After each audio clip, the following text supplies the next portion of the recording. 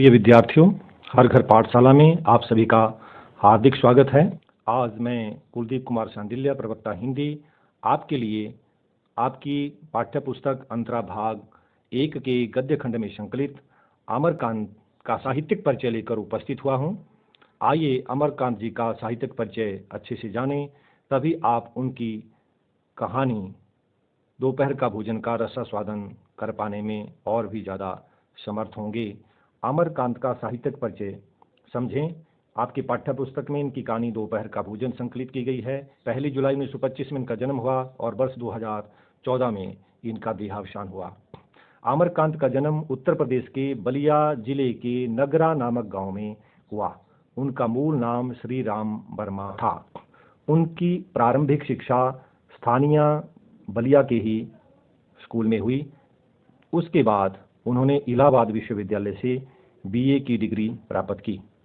साहित्य सृजन में उनकी बचपन से ही रुचि थी। किशोरावस्था तक आते आते उन्होंने कहानी लेखन करना प्रारंभ कर दिया था। अमरकांत ने अपने साहित्यिक जीवन की शुरुआत पत्रकारिता से की। सबसे पहले उन्होंने आगरा से प्रकाशित होने वाले दैनिक समाचार पत्र सैनिक के संपादकीय विभाग में कार्य करना आरंभ किया और यहीं वे प्रगतिशील लेखक संघ से भी जुड़े। इसके अतिरिक्त उन्होंने दैनिक अमृत पत्रिका और दैनिक भारत के संपादकीय विभागों में भी काम किया।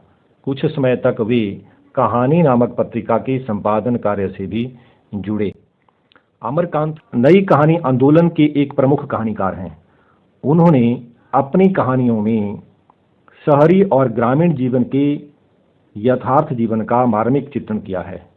वो मुख्यतः मध्यम वर्ग और वो भी निम्न मध्यम वर्ग के जीवन का वास्तविक और विसंगतिपूर्ण जो जीवन है उसको व्यक्त करने वाले कहानीकार हैं। प्रिय विद्यार्थियों, सर्वप्रथम नई कहानी के बारे में जान लेते हैं। आप जानते हैं और ये आपको ये स्वीकार भी करना होगा कि जीवन धरती पर जितना पुराना है, कहानी की कहानी भी उतनी ही पुरानी है। जब से मनुष्य ने सामाजिक जीवन जीना शुरू किया होगा, कहानी उसने कहना सुनना प्रारंभ कर दिया होगा। हिंदी की पहली कहानी एक विवाद का विषय रहा। बहुत सारे विद्वान मानते हैं कि सैयद इंसा अल्लाह खां, जो फोर्ट विलियम कॉलेज कलकत्ता के प्राध्यापक थे हिंदी के, उन्होंने जो कहानी लिखी थी रानी केतकी की कहानी, वो हिंदी की पहली कहानी थी। परंतु बहुत सारे विद्वान मानते हैं कि ये नाम से ही कहानी प्रतीत होती है। वस्तुतः कहानी जैसे गुण इसमें विद्यमान नहीं है। मौलिकता, रोचकता, संभाव्यता इसमें नहीं है। कुछ विद्वान मानते हैं राजा शिव प्रसाद सितारे हिंद की लिखी राजा भोज का सपना हिंदी की पहली कहानी है, परंतु इसे भी हिंदी की पहली कहानी स्वीकार नहीं किया जा सकता।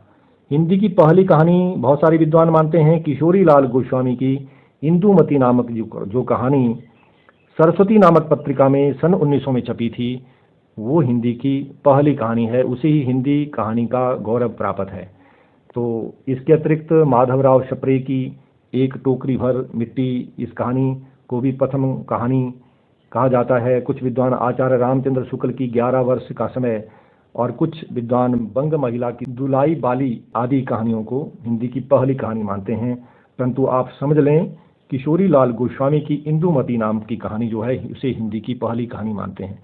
तो ये तो हिंदी की पहली कहानी की चर्चा हुई। आज़ादी के बाद हिंदी की कहानी को एक नया संस्कार हिंदी के कहानीकारों ने दिया, क्योंकि आज़ादी के बाद देश की समस्या अलग हो गई, तो कहानीकारों की कहानी लिखने का उद्देश्य भी बदल गया। तो कहानीकारों ने कहानी को, उस समय की आज़ादी के बाद की कहानी को नई कहानी नाम से संबोधित करना प्रारंभ किया। नई कहानी का जन्म सन 1956 से माना जाता है। सन 1956 में भैरव प्रसाद गुप्त के संपादन में नई कहानी नाम की एक पत्रिका का एक विशेषांक छपा। तो अतः 1956 के बाद की कहानी को नई कहानी के नाम से जाना जाता है। तो ये नई कहानी की कहानी है। हम यहाँ चर्चा कर रहे थे कि अमरकांत नई कहानी के प्रमुख हस्ताक्षर हैं। वे मुख्यतः मध्यम वर्ग, विशेषकर निम्न मध्यम वर्ग के जीवन के वास्तविकताओं और विसंगतियों को व्यक्त करने वाले कहानीकार हैं। वर्तमान समाज में व्याप्त जो मनुष्य की अमानवीयता है, हृदयहीनता है, पाखंड है, आडंबर है, उन्हें उन्होंने अपनी कहानियों का विषय बनाया है। आज के सामाजिक जीवन और उसके अनुभवों को अमरकांत ने यथार्थवादी ढंग से अभिव्यक्त किया है। उनकी लेखन शैली में सहजता, भाषा की सजीवता हम आप जैसे पाठकों को बरबस आकर्षित कर लेती है। अमरकांत को अपनी उल्लेखनीय रचनाओं के लिए, अपनी साहित्यिक सेवाओं के लिए समय समय पर कई पुरस्कारों से सम्मानित किया गया। इसमें उल्लेखनीय हैं वर्ष 2007 में उनके उपन्यास इन्हीं हथियारों से, इस रचना पर उन्हें हिंदी साहित्य अकादमी पुरस्कार से सम्मानित किया गया। यह उपन्यास भारत छोड़ो आंदोलन की पृष्ठभूमि में लिखा गया है। वर्ष 2009 में उन्हें देश के सर्वोच्च साहित्यिक सम्मान ज्ञानपीठ पुरस्कार, जिसे भारतीय ज्ञानपीठ पुरस्कार भी कहते हैं, से सम्मानित किया गया। साहित्य के क्षेत्र में भारत का जो सर्वोच्च पुरस्कार है उसे भारतीय ज्ञानपीठ पुरस्कार कहते हैं, और दूसरा सबसे बड़ा पुरस्कार होता है उसे कहते हैं हिंदी साहित्य अकादमी पुरस्कार। तो ये दो पुरस्कार उनको प्राप्त हुए, एक वर्ष 2009 में तो दूसरा 2007 में। वर्ष 2009 में उन्हें व्यास सम्मान से भी सम्मानित किया गया था। अमरकांत को सोवियत लैंड नेहरू पुरस्कार, सोवियत भूमि नेहरू पुरस्कार से भी सम्मानित किया गया। उत्तर प्रदेश हिंदी संस्थान पुरस्कार, मैथिली शरण गुप्त पुरस्कार, यशपाल पुरस्कार, जन संस्कृति सम्मान, मध्य प्रदेश सरकार का अमरकांत कीर्ति सम्मान से भी इन्हें सम्मानित किया गया। वर्ष 1948 में आगरा के दैनिक पत्र सैनिक के संपादकीय विभाग से इन्होंने अपना साहित्य कर्म शुरू किया था। इन्होंने अपनी आजीविका उपार्जन के लिए नौकरी व्यवसाय चुना था, तो वहाँ से उन्होंने अपने पत्रकारिता जीवन की शुरुआत यात्रा की थी। कई पत्र पत्रिकाओं में काम करने के बाद मनोरमा नाम की साहित्यिक पत्रिका के संपादकीय विभाग से इन्होंने अवकाश ग्रहण किया था। अमरकांत के व्यक्तित्व की तरह ही उनकी भाषा में भी एक विशेष प्रकार की फक्कड़ता है।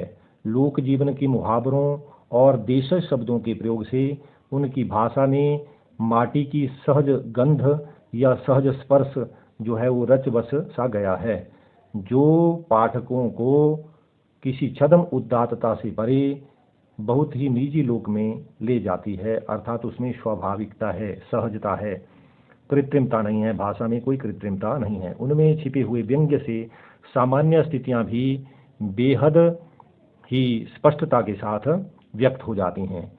पाठ्य पुस्तक में इनकी कहानी दोपहर का भोजन संकलित की गई है। ये कहानी इनकी सर्वश्रेष्ठ कहानियों में से एक है। दोपहर का भोजन को अमरकांत की प्रतिनिधि कहानी भी कहा जाता है, स्वीकार किया जाता है। इस कहानी में समाज में व्याप्त गरीबी का मार्मिक चित्रण किया गया है कि एक परिवार किस प्रकार दोपहर का भोजन खाने के लिए दोपहर के समय रसोई घर में प्रस्तुत होता है, परंतु सभी जो है पेट भरने का नाटक करते हैं क्योंकि उन्हें पता है कि घर में रोटियां कम पकी होंगी, अतः यदि वो पेट भर करके खाएगा तो दूसरा कोई भूखा रहने के लिए बाध्य हो जाएगा। तो बहुत ही मार्मिक कहानी है। मुंशी जी जो इस कहानी के मुख्य पात्र हैं कि पूरे परिवार का संघर्ष भारतीय उम्मीदों पर टिका हुआ है।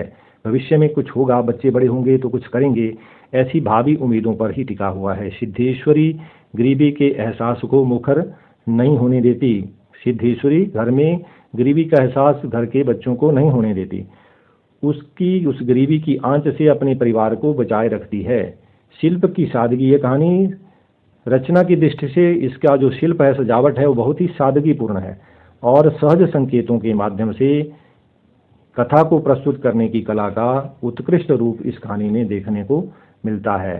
तो आपने अमरकांत जी का साहित्यिक परिचय जाना, और यदि आप इसे अच्छे से समझेंगे तो आप इनकी कहानी और कहानीकार को भी बहुत अच्छे से जानेंगे।